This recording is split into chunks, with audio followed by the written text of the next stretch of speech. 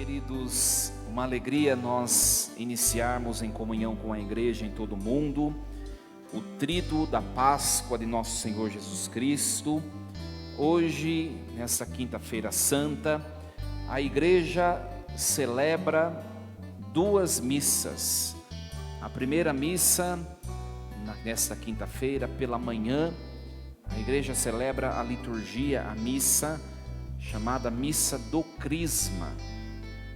Nesta Missa do Crisma, que sempre deve ser rezada, uma única missa em toda a diocese, esta deve ser presidida pelo bispo diocesano.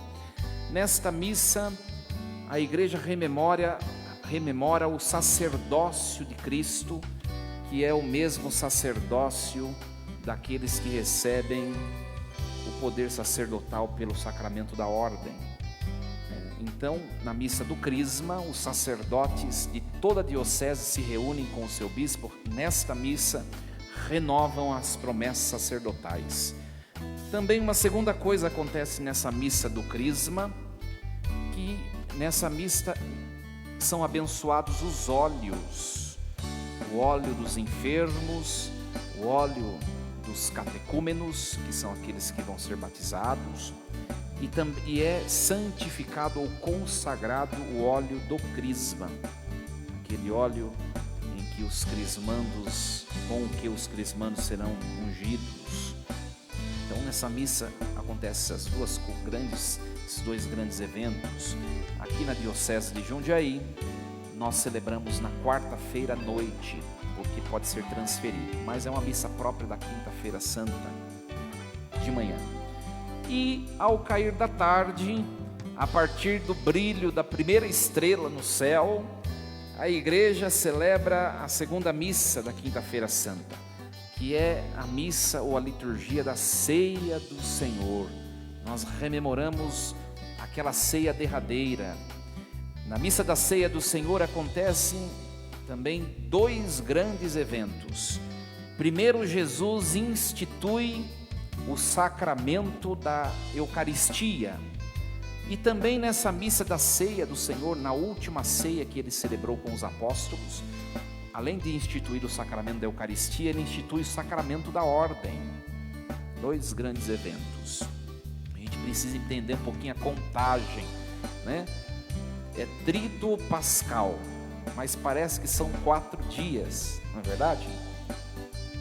Quinta, sexta, sábado e domingo. Como assim? Tríduo e 4 dias. A gente precisa entender.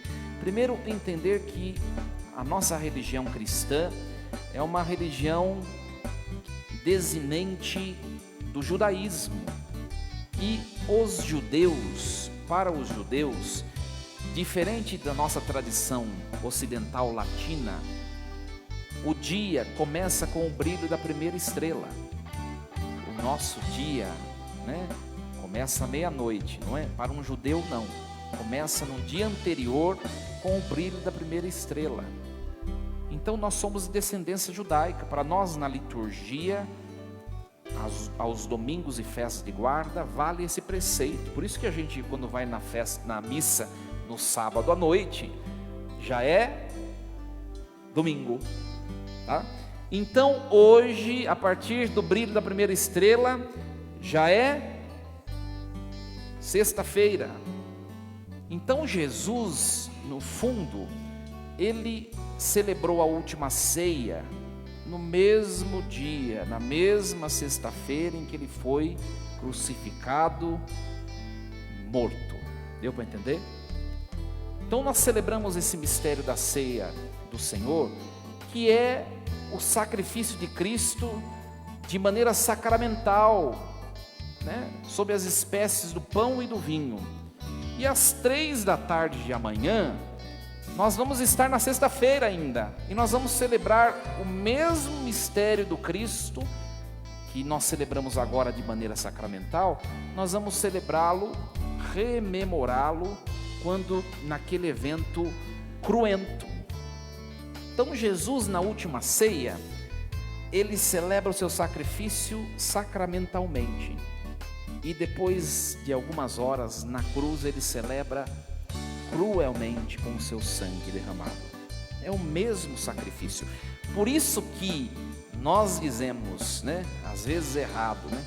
Hoje, amanhã e depois é uma missa só. Na verdade é hoje e amanhã. Amanhã que não começa a celebração com o sinal da cruz. No sábado começa, tá? Porque hoje e amanhã às 3 da tarde constituem duas celebrações, mas na verdade constituem uma única celebração, que é a celebração da paixão. Foi no mesmo dia e se celebra a mesma coisa. Então, no fundo, o que Jesus fez naquela ceia derradeira foi a mesma coisa que ele fez no alto da cruz, só que ali foi de maneira cruenta e aqui é de maneira sacramental. O mesmo mistério, tá? E por que Páscoa? Se nós olharmos esse termo, a Páscoa é uma festa judaica, né? Quem vem antes é a festa dos judeus. A Páscoa cristã veio depois. Então, na verdade, a gente tem que refletir sobre 3 Páscoas: a Páscoa dos judeus, a Páscoa de Cristo e a nossa Páscoa. Primeiro vamos lá na Páscoa dos judeus. A Páscoa dos judeus, ela foi aos poucos se transformando. A primeira Páscoa, lá nas origens, né, do israelismo, digamos assim, era uma celebração do quê? A celebração da passagem do inverno para a estação seguinte, para a primavera. Então isso era Páscoa, a passagem de uma estação de morte, onde não tem produção, para uma estação de vida. Era a primeira Páscoa. Mas foi nesta ocasião, nessa passagem, né, de primavera, de inverno para primavera, que houve um outro evento na vida dos hebreus, que também passou a ser chamado de Páscoa, porque foi bem nessa transição de estações, que foi a saída dos hebreus do Egito. O que acontece? Por desencargo do destino, os hebreus foram parar na escravidão no Egito e não conseguiam sair de jeito nenhum, né? Culpa de Deus? Não. Culpa sempre da infidelidade do povo, sempre. Só que Deus não desiste, porque o sofrimento do povo de Deus é o sofrimento do próprio Deus. Quando a gente sofre, Deus sofre junto de nós. Nós percebemos isso no domingo de Ramos, refletindo a paixão, não é? Então Deus se sensibiliza e Ele diz assim: eu vou libertar o meu povo. Chega, já deu para aprender que não pode andar longe de mim, né? Só que quando Deus vai resolver libertar, tem gente que quer atrapalhar Deus. E estes são os próprios egípcios, porque era cômodo ter escravo, né? Então o faraó, Deus avisa: eu vou libertar meu povo. O faraó não quer de jeito nenhum. E Deus é assim, minha gente, aprendamos com Deus, né? Tem gente que diz o contrário, mas se você pegar nos textos, nos relatos, nas experiências bíblicas, a gente pode perceber que é assim. Deus é assim. Quando alguém se coloca na frente do projeto dele e fica impedindo, ele pede licença. Se não sai da frente, ele empurra até cair, mas ele vai passar, ele vai fazer acontecer. Deus é assim. Então Deus avisou os egípcios e o faraó: liberta o meu povo. Não adiantou. Aí acontecem o quê? As chamadas pragas do Egito. Já estudaram isso? Se não, depois procura no Google, que a gente é muito preguiçoso. Ou se não, leia o texto do livro do Êxodo inteirinho, que você vai ver o que são. Deus mandou uma praga: sai, faraó, da minha frente. Faraó saiu? Não. Deus mandou mais uma praga, não adiantou, até que ele cansou e mandou a praga exterminadora, que é o relato, o texto que nós ouvimos hoje, Êxodo capítulo 12, né? O Senhor disse a Moisés e a Arão: este mês será para vós um começo dos meses, o primeiro mês do ano, porque tudo vai se fazer novo. E Deus dá uma ordem: vocês vão pegar um cordeiro bonitão, sem defeito, vistoso, ou um cabrito, mas de preferência um cordeiro bonito, perfeito, e vocês vão prendê-lo até o 14º dia, e depois disso, vocês vão sacrificá-lo, preparar uma grande refeição. O sangue desse cordeiro vocês passam nos umbrais das portas de todos os hebreus. Não deixe de passar o sangue em nenhuma porta dos hebreus, porque eu vou passar. E depois de fazer isso, vocês comam a carne, não deixe sobra para amanhã, porque talvez não tenha amanhã. Coma tudo e acrescente-se, para dar uma variada no sabor, acrescente também pães ázimos e também ervas amargas. Ai, não pode pôr um fermentinho, esperar o pão crescer. Não vai dar tempo, coisa rápida. Pão sem fermento, porque eu vou passar. Se você ficar perdendo tempo com fermento, você vai ficar para trás e vai embora junto com os egípcios. E aconteceu, fizeram tudo às pressas, passaram sangue na porta, e veio a praga exterminadora, e quem não tinha a marca do cordeiro na porta foi exterminado. Os primogênitos egípcios foram mortos. E Deus passou. E Deus prometeu: vocês vão passar.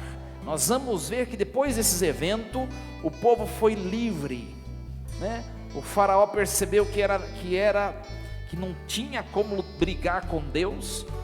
Ele até aceitou soltar o povo se preparou para sair do Egito, e no último instante ele desistiu de soltar o povo e correu atrás de novo, e Deus permitiu a passagem do Mar Vermelho, que nós conhecemos o relato. Moisés na frente com um cajado, abriu o mar, o povo passou, e os egípcios todos, os que sobraram deste extermínio, foram mortos no mar. Passagem da escravidão para a liberdade. E Cristo, ele vai padecer todo este evento que nós conhecemos, bem na festa, nessas comemorações dos judeus. Os judeus estavam comemorando exatamente isso, a libertação da escravidão do Egito. E Cristo celebra para si a libertação. Ele morre e ele celebra uma nova Páscoa, da morte para a vida. Não mais do Egito para a terra prometida, da escravidão para a liberdade, mas agora da morte para a vida. É a Páscoa de Cristo. Independentemente do que seja, a Páscoa é passagem. E a nossa Páscoa? É a passagem do pecado, da escravidão do pecado para a liberdade verdadeira, a amizade com Deus. Nós tivemos a quaresma inteira, meus queridos, para percebermos, refletirmos o que a gente pode mudar em nós. Quem não fez, já era. A quaresma acabou ontem. Agora é só viver o tríduo pascal. Fez, não fez, bem feito, só ano que vem, se o anjo exterminador não passar e te levar, né? Ora, meus queridos, nós tivemos 40 dias, ao longo desses 40 dias, a oportunidade de perceber de onde nós precisávamos sair, os nossos defeitos, os nossos pecados, as situações que a gente falou assim: eu preciso mudar isso nessa quaresma. E agora nós vamos colher os frutos da alegria de Cristo, né? Nós vamos celebrar ao terceiro dia a ressurreição dele. Será que nós conseguimos ressuscitar em ao menos um elemento na nossa vida? Será que nós conseguimos dar um passinho em alguma coisa? Porque senão você não passou de lugar nenhum para lugar nenhum, você está parado, né? Então é esse o mistério da Páscoa. E ao celebrar a última ceia, né, nós celebramos, como o padre já falou, Jesus na última ceia institui 2 sacramentos. Os 7 sacramentos da igreja não são invenção do Concílio de Trento. Jesus instituiu os 7 sacramentos, cada um ao longo da sua vida, né? Nós vamos ver que o sacramento da penitência, Jesus vai instituir no tempo da Páscoa. Quando Tomé não estava lá, Jesus sopra sobre os apóstolos e diz: perdoai os pecados, ou retei os pecados, não é? Mas o sacramento da Eucaristia, ele institui na ceia última. E o sacramento da ordem. Primeiro, o sacramento da ordem. Tá? Jesus naquela ceia, ele diz aos apóstolos, né? Vós, tomai todos e comei, né? Isto é meu corpo, isto é o meu sangue, fazei isto em memorial de mim. A palavra hebraica é zikaros. A palavra original não é assim, às vezes no português parece lembrança, né? Fazer isso em lembrança. Aliás, os protestantes que não entendem bem hebraico, eles pensam que a ceia que eles rezam de vez em quando, né, é uma lembrança. Mas a palavra memorial no hebraico não significa somente recordar algo. Significa viver de novo, atualizar, presentificar aquilo novamente. Então, em cada ceia que nós celebramos, nós voltamos no mesmo e único sacrifício de Cristo na cruz. Nós celebramos a mesma e única ceia. Por isso não existe mais uma missa, existe uma única missa, que celebrada no tempo e no espaço várias vezes até o fim dos tempos, simplesmente rememora um único sacrifício, uma única missa, que foi a missa da cruz. Então, quando nós estamos diante do altar, iniciamos um culto eucarístico, nós entramos, né, nós nos transportamos do tempo para lá mais 2000 anos atrás, no evento da paixão, né? Você já conseguiu sair do seu hoje e voltar para trás ou ir para frente? Nunca. Mas na missa a gente consegue, por milagre de Deus. A gente vai para a ceia última e para a cruz com Cristo. Então, meus irmãos, não é representação, é o corpo e o sangue. Santo Tomás de Aquino chama de transubstanciação, né? A aparência e o toque sensorial é o mesmo do pão e do vinho, mas a substância, a essência daquilo é divina, depois de consagrada. É um mistério para nós. Se tem milagre, se existe milagre, o maior deles é a Eucaristia. Nós temos que crer nisso. Nós temos que crer. Então, nós temos que amar a Eucaristia, porque quando nós entramos numa missa, por mais curta que seja, o Espírito Santo nos transporta para o Calvário, o monte do sofrimento, e para o monte da ressurreição. É um milagre estupendo. E o sacramento da ordem? Jesus, nessa mesma ceia, ele impôs as mãos sobre cada apóstolo, e ele transmitiu para cada apóstolo o poder sacerdotal que aure do seu único sacerdócio. Cada padre, de tantos que existem na extensão de todo o mundo, traz em si um único e mesmo sacerdócio, que é o sacerdócio de Cristo. Se a gente pudesse trazer dois homens aqui à frente, um leigo e um padre ou bispo, porque quando se fala sacerdote, é padre ou bispo. Se trouxermos aqui um leigo e um sacerdote, ou padre ou bispo, tanto faz, e pudéssemos tirar uma radiografia espiritual, que não dá, né? Acho que ninguém nunca aqui tirou radiografia e viu a alma, né? Pudéssemos enxergar a alma numa radiografia, os dois homens, na imagem daquele sacerdote, você já não veria mais a alma dele mesmo, mas veria a alma do próprio Cristo.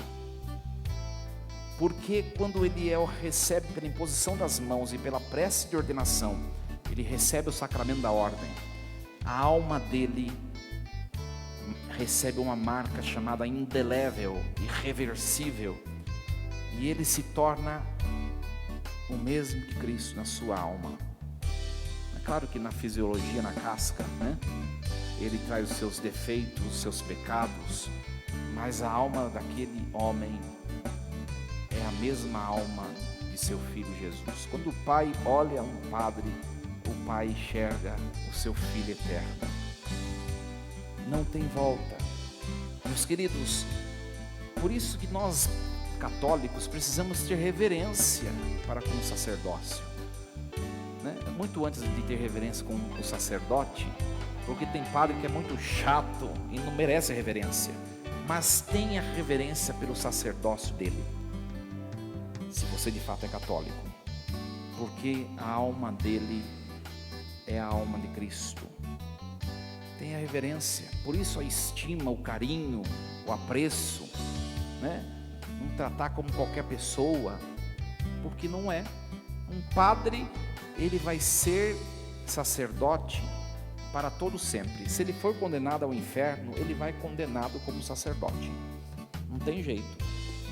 Por isso o sacramento da ordem, junto com o sacramento do matrimônio, o sacramento da ordem é muito nobre, porque ele imprime algo que é eterno. O sacramento do matrimônio não, é até que a morte nos separe, graças a Deus, né?